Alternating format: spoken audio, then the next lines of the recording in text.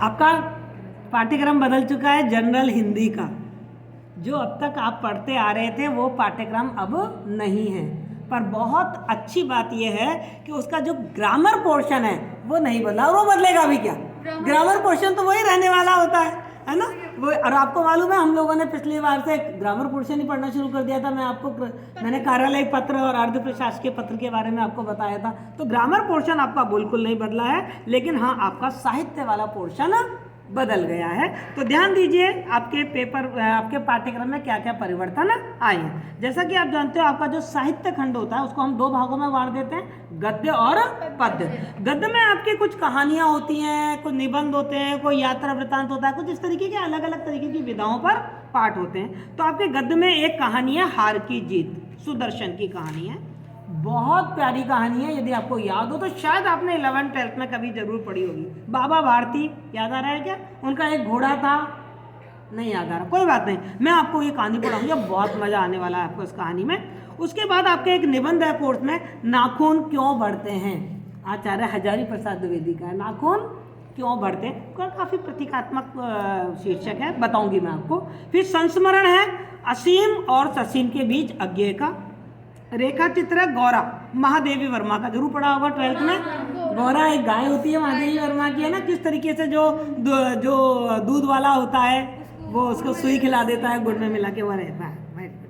एक व्यंग लेख है प्रेमचंद के फटे जूते, हरिशंकर परसाई के द्वारा लिखा गया है।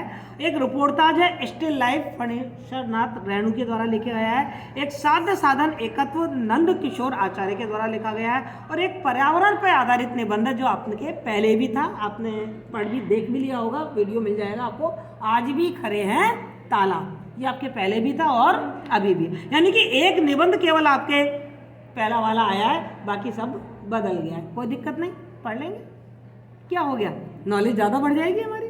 उसके बाद पद्य भाग में बेटा लेखक तो आपके वही हैं जो अभी तक थे, लेकिन उनकी कविताएं बदल गई हैं। जैसे कबीर आपने पहले भी पढ़ा था, और सबसे बढ़िया बात यह है बेटा लिटरेचर में कि लेखक वही हैं। तो प्रश्न ऐसे तो आता है कबीर समाज सुधारक थे या कवि थे? समाज सुधारक थे। नहीं, जो भी है मैंने करवा रखा है ना। कबीर की काव्यगत विशेषताएं बताइए, बता रखा है नहीं बता रखा? मीरा की भक्ति पर प्रकाश डालिए, सूरदास की भक्ति भावना की विशेषताएं बताइए। तो प्रश्न तो वही बनने वाले हैं, कुछ अलग से थोड़े बनने वाले हैं। हाँ, आपके रहीम के दोहे भी आ गए हैं। तो आपके कबीर आ गया, कबीर के जैसे सुमरन को अंग अपन पढ़ ही चुके हैं, विरह को अंग पढ़ चुके हैं। अब इन्होंने चितामणी को अंग भी एक नया आ गया है, वो दोहे हम आपको पढ़ा देंगे। फिर है सूरदास में अपने बिना भक्ति के पद पढ़े ही हैं, लेकिन कुछ पद नए भी आए हैं, वो हम पढ़ लेंगे। तुलसीदास में हम पढ़ रहे थे, उनका कवितावली पढ़ रहे थे हम, लेकिन यहाँ लंका कांड रामचरितमानस में से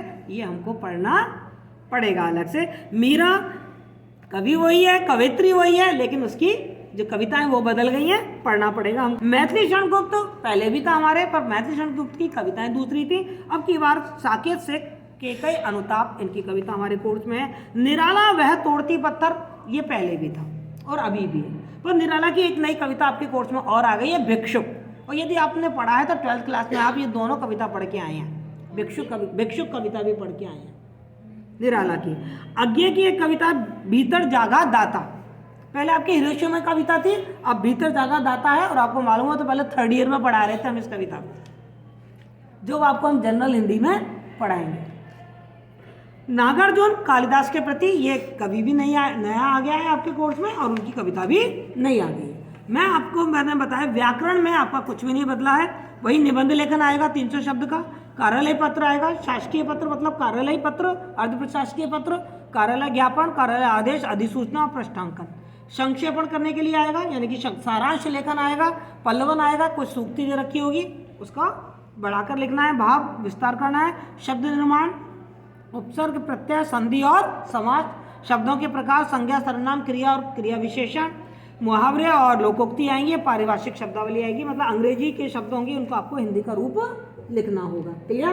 तो व्याकरण पोर्शन में आपके कुछ नहीं बदला है, लेकिन साहित्य पोर्शन में आपका बहुत कुछ बदल गया है, जो आपसे ये मांग करता है कि आपको थोड़ी मेहनत और समय ज़्यादा देना पड़ेगा।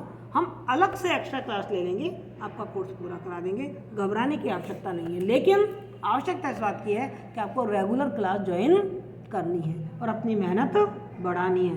अपना जो टाइम आप देते हो वो टाइम आपको बढ़ाना है। क्लियर? कोई दिक्कत? फिर भी यदि इसका भी मैं डाल दूंगी आपको, फिर कोई दिक्कत आती है तो आप मुझसे पूछ सकते हैं कि मैडम ये प्रॉब्लम आ रही है, समझा दीजिए।